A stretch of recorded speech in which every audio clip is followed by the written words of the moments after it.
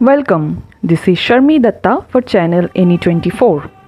In Sonai, Assam, the AGP party inaugurated their Panchayat election office led by Aisha Sultana Chaudhary. The event highlighted the ongoing election campaign and featured speeches criticizing the Congress and AIUDF parties while expressing confidence in the AGP and BJP alliance's candidate Ahmed Fatima Begum Lashkar. The speakers emphasized the public support for their coalition and their goal of a broker-free Sonai, predicting a victory and a future without Congress or AIUDF influence in the region.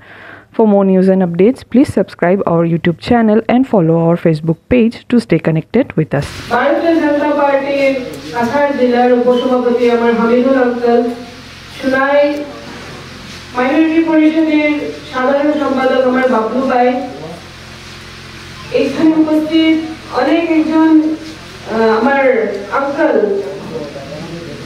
সবাইকে সুন্দর করার জন্য যারা আপনারা এখানে দীর্ঘ 2 দিন 3 দিন থেকে পরিশ্রম করে যাচ্ছেন সবাই মিলে একবার জোরে করে হাততালি দিয়ে দেন।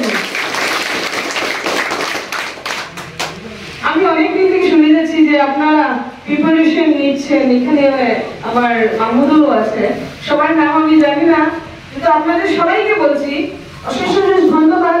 অনেক সুন্দরভাবে আপনারা ওয়েলকাম করেছেন, স্বাগতম জানিয়েছেন আমাদেরকে, অনেক সুন্দর প্রোগ্রাম আপনারা অ্যারেঞ্জ করেছেন, যেটার জন্য অশেষ ধন্যবাদ।